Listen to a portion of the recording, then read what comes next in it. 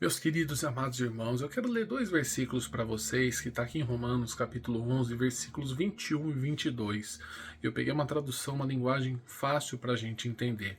Diz assim: se Deus não deixou de castigar os judeus, que são como galhos naturais, vocês acham que ele vai deixar de castigar vocês? Vejam como Deus é bom e também é duro. Ele é duro para os que caíram e bom para vocês, se continuarem sempre confiando na bondade dele, senão vocês também serão cortados. Meus irmãos, algumas traduções nesse versículo 22 diz assim: considerai a bondade e a severidade de Deus. Nós sabemos que Deus é bom e ele é eternamente. E Deus, ele é misericordioso, a sua misericórdia infinita. Mas a gente tem que entender também que Deus, ele é duro e severo. Mas ele é assim aleatoriamente? Ele é assim com qualquer um? Não. Mas como diz aqui na palavra, com aqueles que caíram. Irmãos, quando a gente aceita o Senhor Jesus como nosso Senhor e Salvador, a gente vem de uma natureza pecaminosa muitas vezes, do velho homem, e a gente se despoja dele, a gente abandona as práticas pecaminosas do passado. Só que a gente vai para aceitar Jesus não significa ser livre de problemas ou livre da luta contra o pecado. Muito pelo contrário, muitas vezes essa luta aumenta depois que a gente aceita o Senhor Jesus. E aí o que acontece? A gente peleja a vida inteira contra isso. E muitas vezes pode acontecer da gente acabar tendo um deslize, acabar errando, pecando, e a gente tem que se arrepender e pedir perdão para Deus. É claro que tem consequência, mas Deus ele perdoa porque a sua misericórdia é infinita. Mas o que o texto está falando aqui são daquelas pessoas que acham e agem com orgulho, que falam: não, Deus está me aceitando, eu estou fazendo a obra dele, eu estou vindo na igreja, eu sei que Jesus é meu Senhor e Salvador, eu já estou salvo. A gente tem que ter a certeza da salvação, mas a verdade, irmãos, é que a gente não pode ficar orgulhoso, a gente não pode ficar soberbo, achando que tá tudo bem. Não, a gente tem que estar sempre preocupado. Será que eu estou agradando a Deus? Será que eu estou fazendo o que é certo, o que é segundo a vontade dele? Porque Deus ele é bom para aqueles que confiam e ele é bom também para aquele que se arrepende verdadeiramente do seu erro. Mas aquele que é orgulhoso, que ainda acha que é um super crente, que é um crente melhor que os outros, com esse Deus é duro, porque Deus ele resiste aos soberbos. Então sirva ao Senhor Jesus de uma maneira agradável a Ele. Sirva ao Senhor Jesus de todo o seu coração. Deus ele não vai poupar a gente se a gente fizer coisa errada e a gente não quiser mudar. Todo pecado tem consequência? Tem.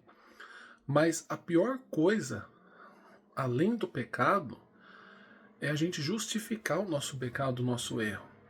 É estar fazendo a coisa errada, é estar fazendo aquilo que não presta e ainda querer falar: não, mas tá tudo certo, eu continuo aqui, não aconteceu nada, Deus está aceitando, foi Deus quem fez. Não, a gente tem que tomar cuidado. A gente tem que tomar cuidado. Não é porque a gente faz alguma obra na casa do Senhor, não é porque a gente faz alguma coisa para Deus que a gente pode achar que a gente é santo. A santidade vem pela palavra, vem pela abrir mão das coisas erradas, vem realmente pela luta contra o pecado. Então tome cuidado sempre.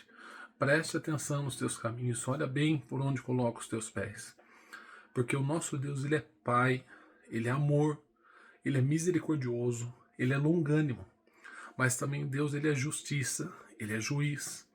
E consequentemente, se a gente erra e a gente tenta, continua persistindo no erro, ignorando toda a palavra de exortação, pode ter certeza que a consequência vai ser severa.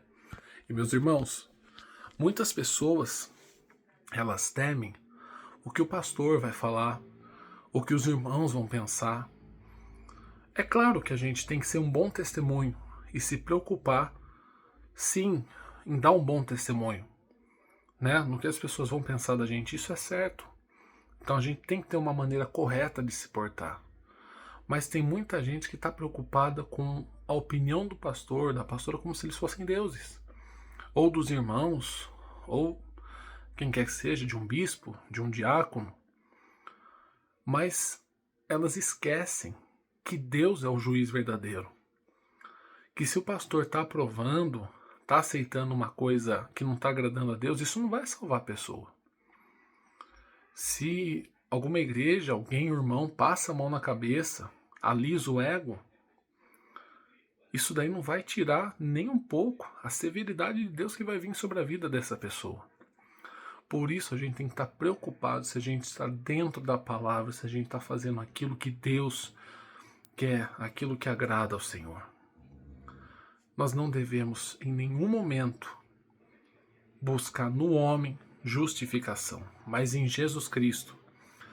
E se a gente estiver errando, se a gente estiver fazendo errado, a gente tem que pedir perdão, se arrepender e parar com aquilo. E lutar para não voltar naquele erro mesmo. E aí alguém pode ainda falar assim, mas eu estou fazendo as coisas aqui do meu jeito, está dando certo. Nada acontece comigo. Nada está acontecendo. Não pense você que porque você está fazendo coisa errada e está dando tudo certo, que é porque Deus está provando. O diabo faz você pensar que está tudo ok. Ele não te incomoda. O inimigo faz pensar que está tudo certo, está tudo ok, para você justamente continuar no erro. Independente do que a gente pensa, do que a gente acha ou da nossa decisão, e a gente é livre para decidir, isso não vai mudar o que a palavra falou, o que está escrito na palavra, e as consequências do pecado e os benefícios da obediência. Se tem obediência, vai ter benefícios, vai ter bênçãos. Se vai ter pecado, vai ter consequência, vai ter juízo e morte, porque o salário do pecado é a morte. Sirva ao Senhor de todo o teu coração e não deixe o pecado entrar na sua vida.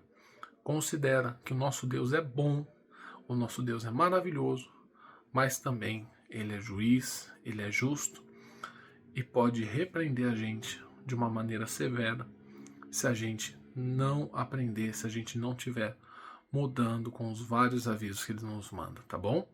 E Deus abençoe a sua vida, em nome do Senhor Jesus.